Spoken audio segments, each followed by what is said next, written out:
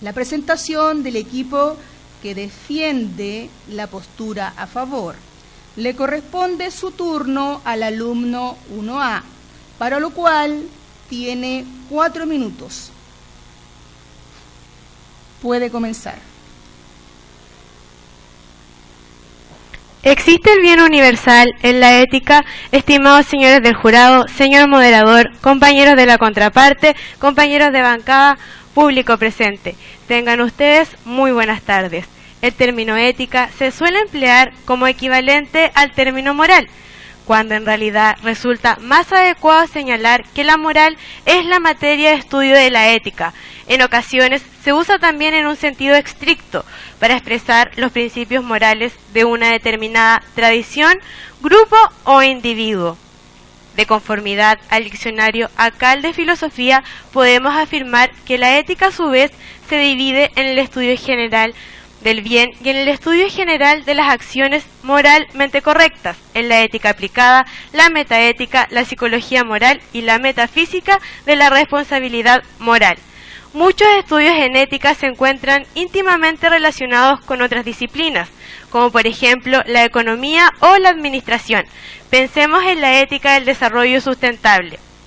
Resulta evidente que el estudio general del bien y el estudio general de las acciones moralmente correctas son la principal ocupación de la ética, donde se deben abordar, por ejemplo, cuáles son los fines que perseguimos, cómo los elegimos y alcanzamos, qué principios morales son los que deberían regir nuestras elecciones y metas, etc.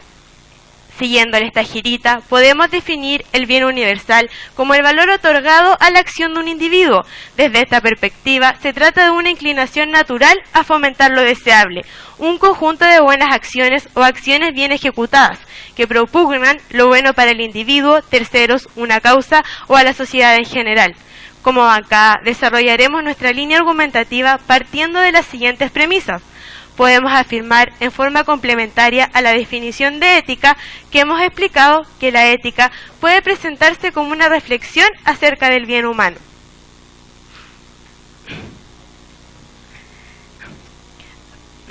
De hecho, Aristóteles nos dice que el saber ético se construye sobre el presupuesto de que todo ente natural tiende por su propia naturaleza a un fin, que es al mismo tiempo el bien del individuo y de la especie a la que este individuo pertenece. Por ello, con justa causa, los filósofos clásicos han podido concluir que el bien es aquello a lo que todas las cosas tienden.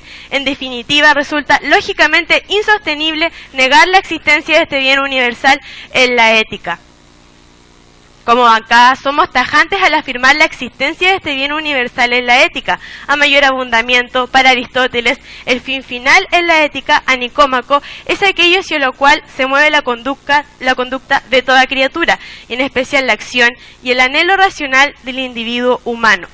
Para este autor, entonces, el bien supremo o universal es la felicidad, entendida esta como la plenitud de la realización activa del hombre, alcanzable solo por medio de la vida contemplativa. Así, para esta girita, obrar y vivir bien es obrar de manera virtuosa, conforme una recta razón, lo que en definitiva es una misma cosa, porque a su decir, en la medida de lo posible, nosotros debemos volvernos inmortales. Estimado jurado, moderador, contraparte, bancada, público presente, por su atención, muchas gracias. A continuación, procederemos a desarrollar la presentación del equipo que defiende la postura en contra. Le corresponde su turno al alumno 1N, para lo cual tiene 4 minutos.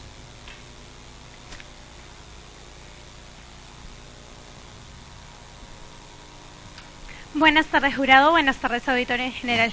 El día de hoy venimos a oponernos firmemente a que existe un bien universal en la ética. Para ello, tenemos que precisar algunos términos que se han utilizado en este debate. Primero, ética. Siguiendo diferentes filósofos como Miguel Justi, podemos definir el término ética en dos vertientes. La primera vertiente es la calificación de aquellas conductas humanas, los juicios de valor que emitimos. Ejemplo, yo veo a una persona que golpea a otro y yo pienso que está mal. Ese pensamiento que está mal es el juicio de valor que yo hago sobre una conducta y viene a ser parte de mi ética. Así como este juicio de valor que yo puedo pensar puede ser igual al de mi compañero, como no puede ser igual. Por otro lado, La ética, el término, se pueden definir como aquella disciplina que estudia estas reflexiones de los juicios de valor que se definen sobre las conductas humanas. A través del tiempo han habido diferentes filósofos que la han estudiado. Está Aristóteles, está Kant, está Hegel, entre otros. Teniendo este término esclarecido, pasamos al bien universal. ¿Qué es el bien universal? La teoría universalista nos quiere proponer dos formas de ver este bien universal. La primera fórmula de ver este bien universal son aquellas conductas que son aceptadas por todos. Es decir, estas conductas positivas que tienen que ser aceptadas por todos no pueden tener cabida a que haya una oposición. Tiene que ser total, universal, en todo momento y en todo espacio. Pero esto, señores, no ocurre, ni hoy ni ha ocurrido en ningún momento. ¿Por qué? Por ejemplo, yo mujer, en nuestra sociedad, puedo ser igual a un hombre y tengo los mismos derechos. Sin embargo, nos vamos a una cultura oriental y esto no es así, porque yo como mujer no voy a tener los mismos derechos de esa persona. Y ello es fundamental para su cultura. Y no podemos decir que eso está mal. Y tampoco podemos decir que es un bien universal lo que nosotros creamos. Entonces, por ello, esta primera forma de ver el bien universal no podría ser tomada en cuenta, porque está abarcando totalitarismos que no existen hoy en día. Sin embargo, también nos plantean una segunda forma de ver la ética, que es decir, y las conductas que deberían ser aceptadas como positivas por todo el mundo. Y es ahí donde nosotros creemos que está el verdadero fundamento del debate. ¿Por qué? Porque son aquellas conductas que se tienen como fundamento, según los universalistas, en la razón o en los intereses y deseos. Voy a proceder a fundamentar sobre la razón y mi compañera por los intereses y mi compañera fundamentará sobre los deseos. ¿Por qué sobre los intereses? Ellos piensan que hay un interés común. Sin embargo, esto es falso, señores. ¿Por qué? Porque el interés que tiene cada persona es, como dice su palabra, personal. Se funda a través del contexto del cual vive. Mi interés, mi satisfacción no va a ser igual que la de la otra persona.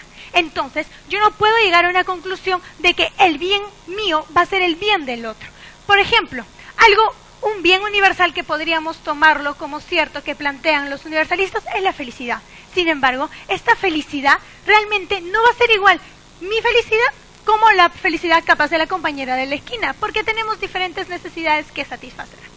Por otro lado, aún así, si hubieran intereses que por su mayoría son aceptados, tampoco podemos tomarlo como totales.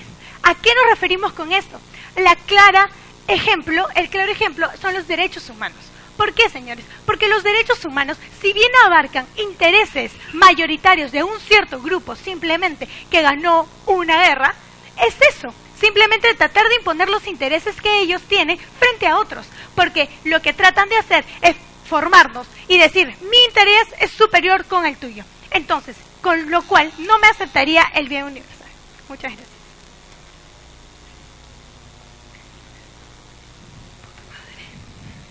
Continuando con la ronda de argumentación, le corresponde la presentación al alumno 2A, que defiende la postura a favor.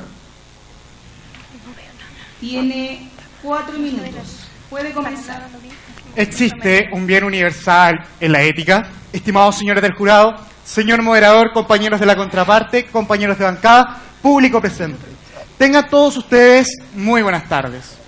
En la historia del pensamiento occidental, la ética verdadera ha sido constante en su anhelo de mostrar la existencia necesaria de ese bien universal hacia el que tienden todas las cosas, y hacia cuyo goce se encaminan las acciones del hombre sabio. Es pues una ética teológica y a la vez teleológica, ligada fuertemente a Aristóteles y a sus discípulos medievales. Ello se mantiene con el advenimiento de la teología judeo-cristiana y de su eje inconmovible de un Dios creador del universo. Bajo la concepción judeo-cristiana, ya no es suficiente sostener que las cosas son buenas porque, por naturaleza, tienden al bien. A ello agregan que las cosas son buenas y tienden al bien porque ab initio son buenas, porque son criaturas de Dios. No obstante, la ética no ha podido renunciar del todo a su antigua pretensión de demostrar cómo ese ser racional, social, lúdico, que es cada uno de nosotros, debe emplear dosificar y jerarquizar las fuerzas que posee a fin de realizar el ser que debiera ser. Entonces, la ética, como disciplina práctica, no se trata solo de pensar coherentemente la validez universal del bien en el que creemos, sino que su exigencia es la de realizar esta universalidad en cada una de nuestras acciones. En consecuencia, surge la necesidad de proceder a la jerarquización valórica de nuestras facultades y energías, y mirando a cuáles principios a fin de lograr el desarrollo armonioso y próspero de la especie humana. No se emprende la búsqueda del bien para saber lo que es la virtud, sino para volvernos buenos. Por eso, es necesario entonces examinar todas las acciones que conciernen para saber cómo es preciso realizarlas. Compañero, por favor. Contraparte, usted está partiendo de una valoración religiosa. Explícanos, por ejemplo, cómo yo y usted podríamos llegar a una misma conclusión de búsqueda de felicidad, por ejemplo, que es distinta en todas las poblaciones. Compañero, usted se desarrolla en una colectividad, con una comunidad que, sin embargo, el individuo en comunidad que anhela la felicidad. Felicidad que, según Aristóteles, es la capacidad máxima de cada individuo que es parte de una comunidad. Continúo. Quien no realiza el bien que predica, no cree en él, o al menos no lo hace con una fuerza capaz de hacer creíble su pensamiento. Es más, Kant sostiene que el sujeto ético, cuando actúe ante otro sujeto de acuerdo a un imperativo impuesto a su acción, debe tratar a este sujeto con el que su acción se relaciona como un fin en sí mismo, jamás como un medio. Por favor, compañero. Me gustan mucho sus... Terminó el tiempo de preguntas. Continúo. Pero puedo hacer la pregunta. La ética, señores, se ejerce así, actuando, pero no directamente en el mundo, en busca de algo en el mundo, sino que ante el otro. Siguiendo a Santo Tomás, podemos afirmar que cada ser humano es capaz de conocer la razón de su propia existencia y de su fin, a través de su intelecto. Y por último, cabe mencionar la necesidad que tenemos de preocuparnos por los demás, ya que, al decir del santo patrono y doctor de la humanidad, más vale ser pobre en un país rico que rico en un país pobre. Análogamente, no es más rico aquel que más tiene, sino que el que menos necesita, donde lo bueno para el individuo lo es igual para la comunidad a que dicho individuo pertenece. A todos ustedes, muchas gracias por su atención.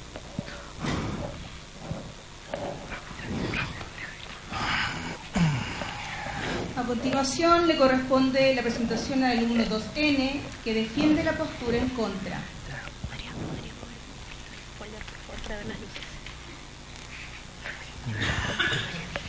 Tiene 4 minutos, puede comenzar. La primera oradora de oposición ya nos demostró las dos interpretaciones de lo que se considera el bien universal. Respecto a la segunda posición, es decir, el bien universal considerado como la conducta que debería ser considerada como válida, tiene dos vertientes universalistas. La primera es la que considera que los deseos o los intereses son el fundamento de esta universalidad.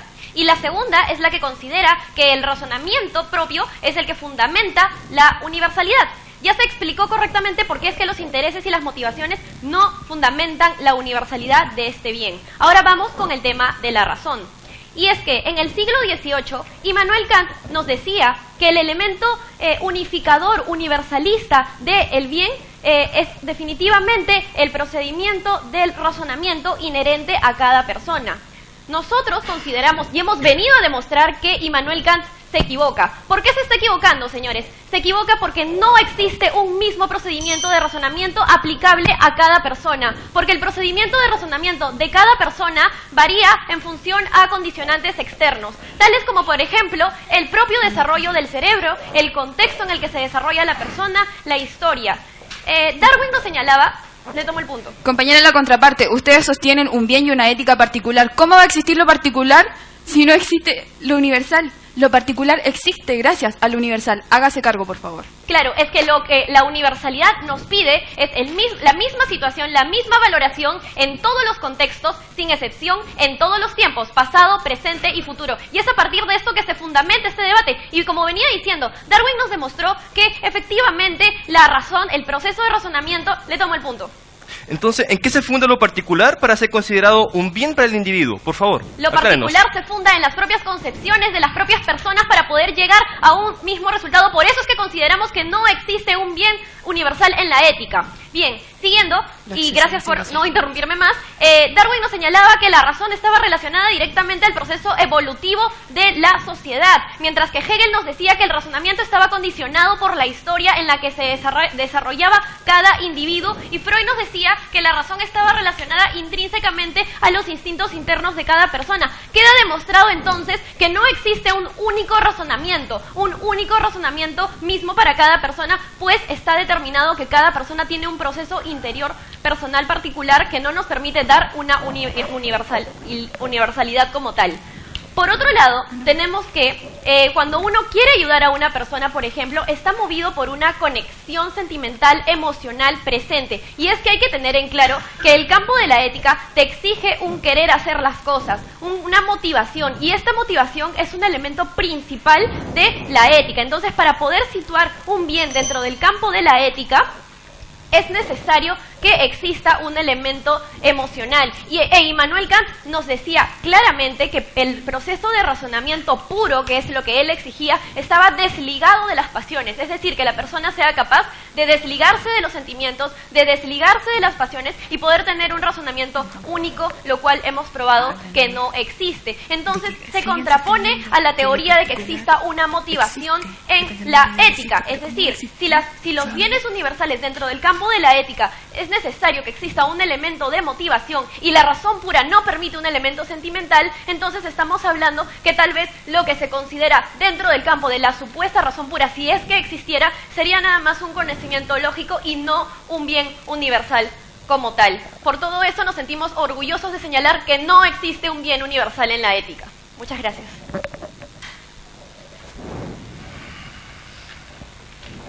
Continuando con la dinámica de la presentación del debate, se procederá a realizar la ronda de examinación, que es una reunión de análisis de esta primera parte entre los equipos contendores. Se solicita al público presente permanecer en la sala y mantener silencio. El capitán y su equipo tienen 5 minutos para actividad. Pueden comenzar. When you were here before, can look in the eye. You're just like an angel. Your skin makes me cry. You float like a feather in a beautiful world. I was special. You're so very special. But I'm a creep, and I'm a widow. What the hell am I doing here? I don't belong here. I don't care if it hurts. I wanna have control. I want a perfect body. I want a perfect soul. I want you to notice when I'm not around.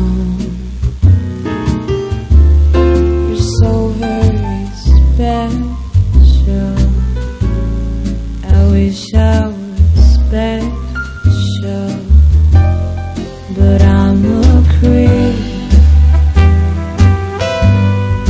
I'm a widow. What the hell am I doing here? I don't belong here.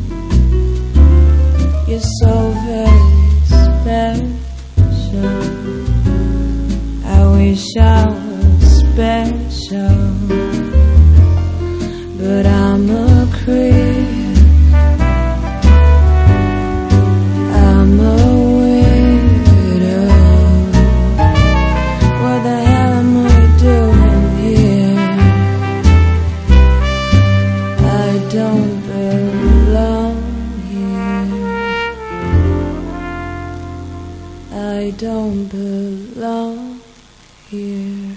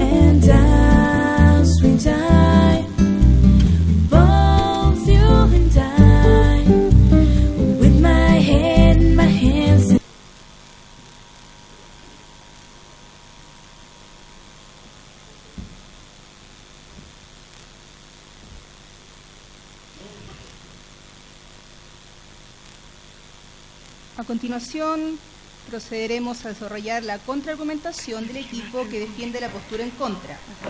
Le corresponde su turno al alumno 3N, para lo cual tiene 4 minutos. Puede comenzar. Nunca ha quedado bien claro qué era lo que nos trataba de mostrar contraparte a todo el largo del debate. En primer lugar, su argumento, que se basaba en la filosofía clásica, se basaba en dos aristas. Uno, de que todas las cosas, todos los seres apuntan hacia un bien específico, racional, armónico y ordenado. Sin embargo, esta idea queda refutada por Darwin. ¿Cuál es el proceso de la evolución y la selección natural, señores? La selección natural es el medio por el cual las cosas van evolucionando, van avanzando a través de los tiempos, pero de manera arbitraria. Es decir, es muy dependiente del contexto en el que se encuentran las sustancias, los objetos en específicos, y de manera sumamente aleatoria. En ese sentido, afirmar de que los objetos, por ejemplo la naturaleza, apuntan a un bien en sí mismo es completamente ilógico, y también no se llega a fundamentar en qué sentido ello es armónico. Si el mismo proceso de evolución, la creación del universo, del cosmos, del Big Bang, etcétera, etcétera, e incluso la misma evolución del ser humano se dio por procesos arbitrarios que no obedecían necesariamente a una lógica y a un orden. En segundo lugar, ellas básicamente dicen de que existe el bien universal en tanto los seres humanos apuntan hacia la felicidad y basan su caso en Aristóteles. ¿Qué es lo que pasaba con Aristóteles? Aristóteles era un comunitarista que decía que solamente puedes alcanzar la felicidad en la comunidad, pero antes su punto.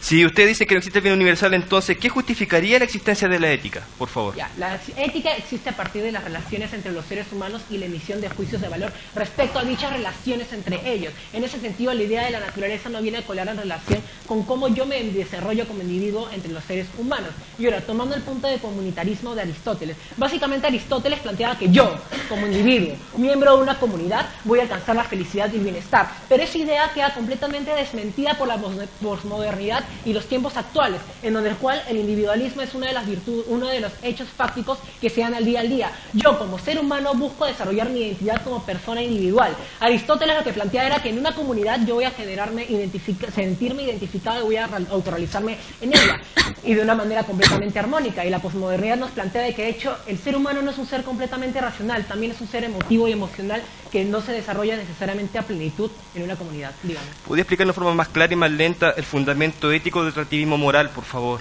Ya. ¿Qué es lo que ocurre, señores? Lo que nosotros estamos explicando es de que las relaciones entre los individuos son de manera cambiante y asimismo que esta ética no obedece a un bien universal en sí mismo. ¿Qué es lo que plantea básicamente el relativismo moral? De que no existe un objeto en específico o un bien que me vaya a mí que se pueda universalizar de manera total. ¿Por qué? Porque nos encontramos a que hay una realidad de múltiples contextos. En ese sentido se denota que hay un relativismo. Pero en todo último caso, no termina completamente claro de demostrar qué es lo que quería decir contraparte, porque ellos apuntan de que existe un bien universal en la ética en tanto el hombre apunta a la felicidad. De hecho, ello no queda completamente demostrado. En segundo lugar, ellos tendrían que habernos dicho en qué se basa ese objeto específico de felicidad hacia el cual apuntan los seres humanos y a su desarrollo. Ahora, para recapitular brevemente el caso, ¿qué es lo que pasaba? Ellos han basado su caso en la lógica aristotélica de la comunidad, pero ¿qué es lo que ocurre? Los individuos no necesariamente se desarrollan de esta manera de la forma ideal. ¿Qué pasaba? En la misma vanguardia te plantea de que yo, como ser, cuando yo me quiero desarrollar, necesito entenderme a mí mismo, pero ¿qué pasa? Entre este conflicto entre las relaciones de los individuos, entre las emociones, los afectos. En ese sentido, no hay un vínculo claro establecido entre esta armonía que ellos planteaban de la felicidad en la comunidad de manera racional y la misma naturaleza del ser humano, que en realidad no llega, que el ser humano es un ser tanto racional pero al mismo tiempo emotivo. En ese sentido, dadas las diferentes variantes del contexto, no podemos afirmar que existe un bien universal en la ética en tanto los seres humanos no se desarrollen bajo un parámetro único preestablecido de manera clara. En ese sentido, gracias por esta oportunidad. Hasta luego.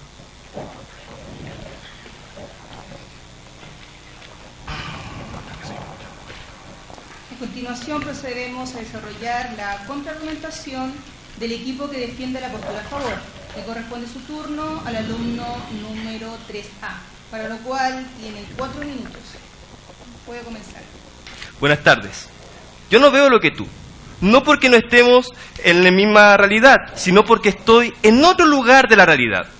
Es precisamente la universalidad lo que me permite interpretar desde mi punto de referencia el tuyo. Del mismo modo, aunque todo ser considere valiosa el conocimiento y la autonomía, es necesario entender que ese valor puede ser implementado de diferentes formas. Por ejemplo, las leyes de la mecánica y de la física, a pesar de ser universales, su medición concreta depende del sistema de referencia. Si decimos que no existe un bien universal, entonces estamos planteando una igualdad en todos los tipos de discursos, entre lo verdadero y lo falso, entre el pensamiento mágico y el pensamiento racional, entre la fábula, el mito y el discurso argumentativo. Y es justamente eso lo que estamos discutiendo el día de hoy. Como bancada hemos planteado 3 argumentos claros y sólidos. En primer lugar, la inexistencia de lo relativo, de lo particular, si no es en relación al universal. La felicidad, como entendido como la búsqueda y el descubrimiento y el desarrollo mediante el uso de la recta razón. Y finalmente, lo que es bueno para el individuo debe ser también bueno para la comunidad. Contraparte. Lo que es bueno para el individuo es bueno para la comunidad. Señor, usted dice que el bien universal es lo que permite entender al otro. Pero dígame, para usted, yo soy igual a usted. Pero si estuviéramos en Medio Oriente, por ejemplo, un hombre no tendría el mismo derecho a la igualdad. Entonces, hágase cargo de esas diferencias que no permiten. Muchas gracias por su pregunta y la entendí, gracias. Lo que es importante entender acá es que justamente ellos cayeron en un grave error. En ningún momento nosotros hemos dicho de una imposición. Lo que nosotros dijimos fue un descubrimiento. Tremenda diferencia. Porque si hablamos de un descubrimiento y no de una imposición, lo que estamos diciendo acá es que el concepto de bien universal que ellos dieron, que ni siquiera lo fundamentaron, lo dejamos ahí, es importante aclarar que esto es una búsqueda, es un descubrimiento y es un desarrollo. Es decir, el hombre, mediante el desarrollo de su intelecto, de su recta razón, es capaz de encontrar y de descubrir y potenciar la felicidad. Compañero. Ya le hemos explicado que los hombres razonamos de manera distinta porque estamos condicionados. ¿Nos puede decir por fin en qué basa su valor de universalidad que hasta ahora no lo presenta? Sí, claro, lo planteamos. El hombre de por sí es un ser gregario. Esto quiere decir que el hombre vive en comunidad. No podemos concebir la individualidad sin entender la colectividad. Y es ahí donde la bancada, en contra de nuestra posición, cae ese argumento. Porque ellos lo ven como el individuo. Ellos lo ven solamente a la persona sin considerar, tapándose los ojos frente a la colectividad y a la sociedad toda. Es por esto que si nosotros entendemos que si existe la dignidad humana y que presenta ciertas características, como buscar el goce, la libertad, la dignidad, si pensamos que todos los individuos poseemos un mínimo de razonabilidad y sensibilidad, entonces no nos será difícil delimitar los sueños equivocados del relativismo y la tolerancia exacerbada en materia moral. Y de este modo nosotros, cuando sumamos esta conducta, vamos a poder abocarnos a lo realmente importante, al descubrimiento y desarrollo racional de la felicidad, del bien universal, entendida esta como la felicidad tanto a nivel individual como colectiva. Por su atención, muchas gracias.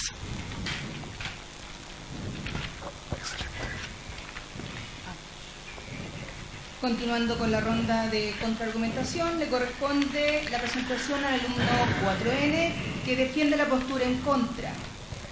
Tiene 4 minutos. Puede comenzar. Cuando no se puede apelar a la argumentación, se apela a la confusión. Así que es mi labor aclarar este debate que de parte del equipo contrario ha estado bastante confuso. No es lo mismo colectividad que universalidad. Y ese es el principal problema en el que ha caído la contraparte.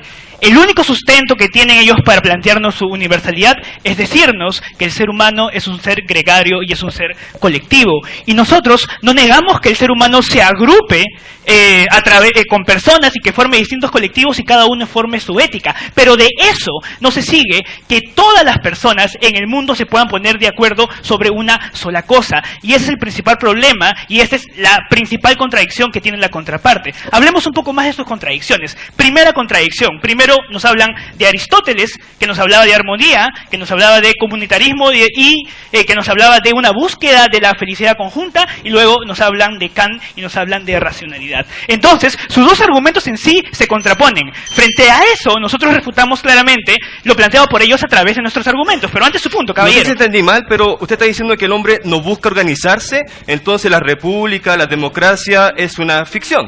Esa se llama falacia del hombre de paja. Es cuando alguien trata de refutar algo que yo no he dicho. Yo jamás he negado que el hombre no busque organizarse. Yo creo que el hombre se busca organizar, pero no se organiza de manera igual. Y por eso es que la contraparte tiene una grave contradicción, un error tremendo. Sigo. Mientras tanto, nosotros hemos presentado dos argumentos que hacen que ganemos el debate claramente. El primer argumento niega la universalidad desde las motivaciones, porque entendemos que a pesar de que los seres humanos se puedan agrupar colectivamente, esto responde a intereses particulares en un contexto determinado y en un momento determinado, señores jueces. Por lo tanto, lo que hoy se entiende como un bien, como pueden ser los derechos humanos, no son más que meros acuerdos. Pero usted piensa lo contrario. Ya que habla de derechos humanos, entonces Naciones Unidas, los distintos estados que buscan el bien común, estarían equivocados. Es que ellos no buscan el bien común, buscan su interés particular y buscan el interés de grupos de poder que tienen subyugados a otros pueblos que piensan distinto a ellos. Y eso es todo lo que pasa y por eso también su punto se cae. Sigo entonces. Dos puntos importantes por lo que ganamos ese debate. Primero, porque negamos el universalismo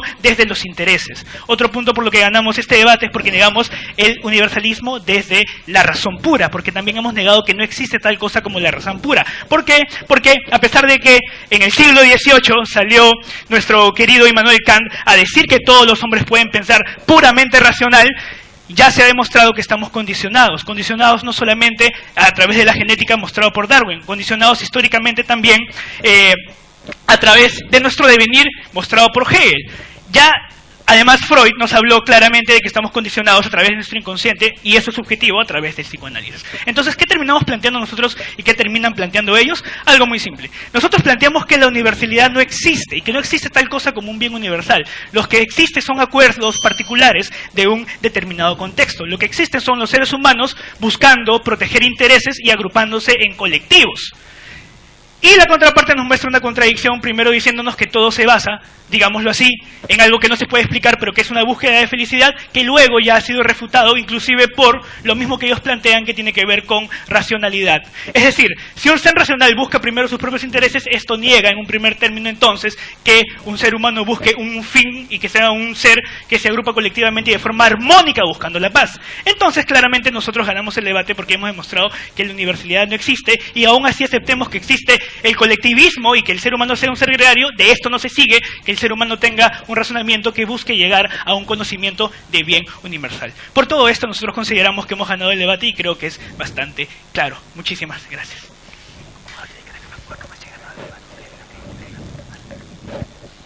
Finalmente le corresponde la presentación al alumno 4A que defiende la postura a favor. El alumno 4A tiene 4 minutos. Puede comenzar. Audiencia presente toda, tengan todos ustedes muy buenas tardes. La existencia del bien universal en la ética, pues como bancada hemos demostrado fehacientemente que sí existe. Ahora bien, la pregunta de rigor que cabe hacerse en este tema se reduce a ¿qué debo hacer? Pues el problema ético fundamental consiste en hacer que el bien propio se identifique con el bien común. Esto, señores, porque vivimos inmersos en un relativismo moral que la contraparte sostuvo durante todo el debate. Ahora bien, ese relativismo moral donde cada sujeto cree que su bien es superior al de los demás, llegando a creer incluso que el fin justifica los medios. Por favor, señores, el fin no justifica los medios. Si los fines individuales dejan de ser buenos cuando se convierten en un obstáculo para alcanzar el fin superior, lo que realmente se justifica es el medio honesto que utilizan los individuos para alcanzar el bien.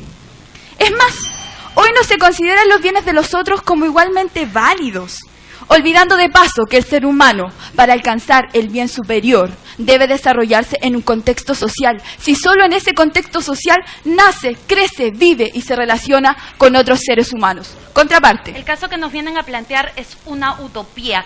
¿Ustedes creen que existe algo así como un bien universal y que todos los hombres, por vivir en comunidad, armoniosamente van a estar de acuerdo en este bien universal? Si eso fuese así, no existieran las guerras, no existieran los conflictos entre países, intersociedades, porque unos y otros valores se contraponen y esta contraposición se materializa en estos conflictos. Bien, ajustándonos al reglamento, que son 15 segundos por pregunta, le voy a pedir a la bancada contraria que cuando sigan formulando interpelaciones se ciñan al tiempo.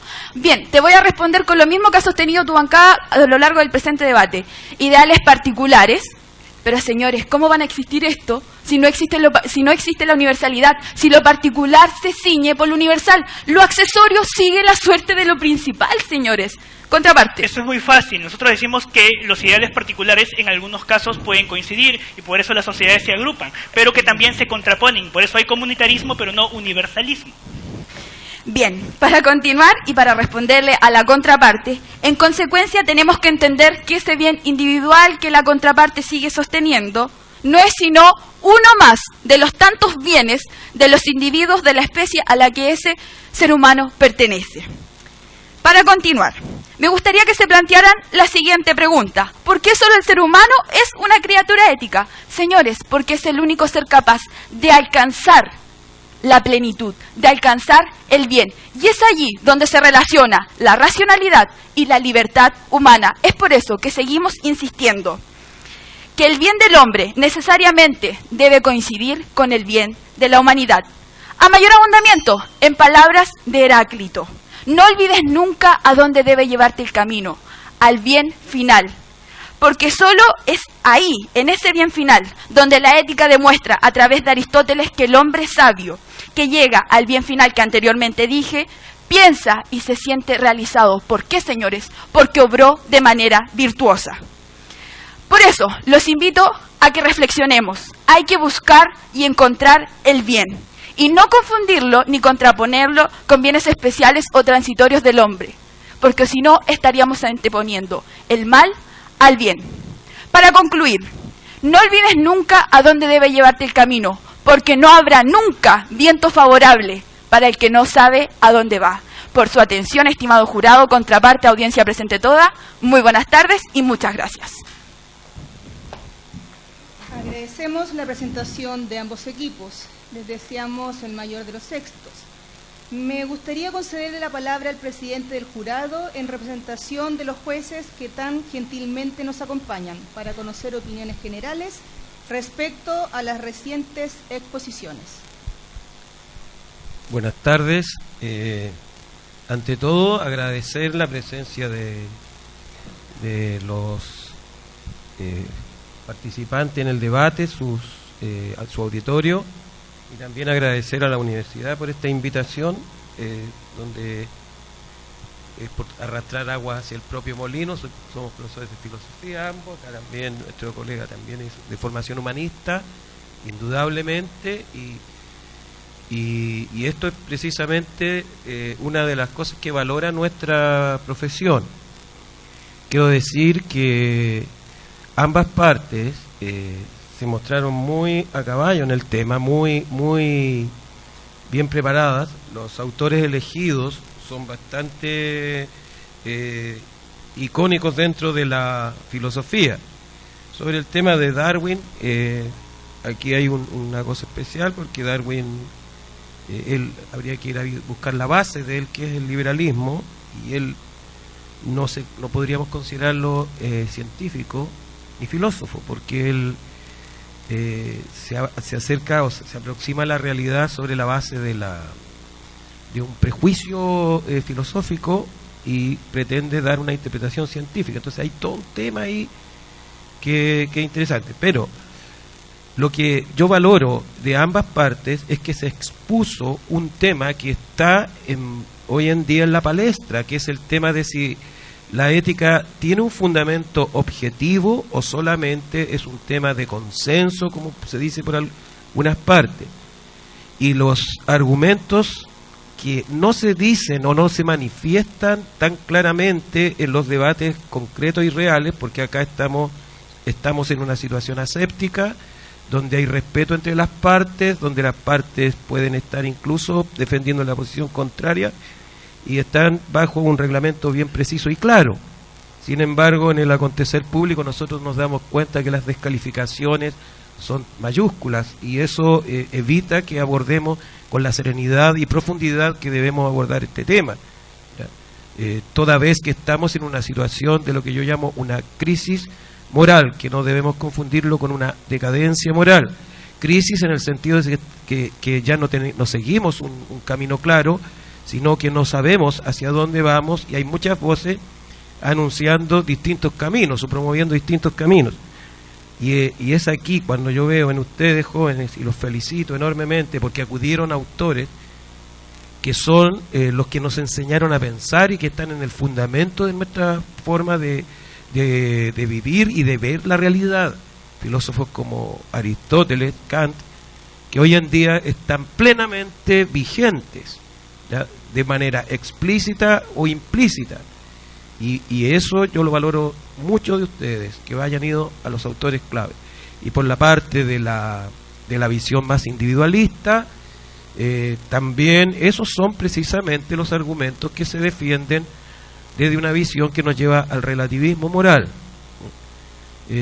Así que, como les digo, en este trabajo que ustedes escogieron voluntariamente, se encontraron con una serie de reflexiones que deberían iluminar el pensamiento actualmente, y no tener que lamentarnos de oír tantas descalificaciones, argumentos paupérrimos de parte de líderes de opinión que no deben convertirse en referente del modo que tenemos de abordar este tema. Muchas gracias. Agradecemos las palabras de don Servando Sepúlveda y damos por finalizado este debate. Muchas gracias y que tengan una excelente tarde.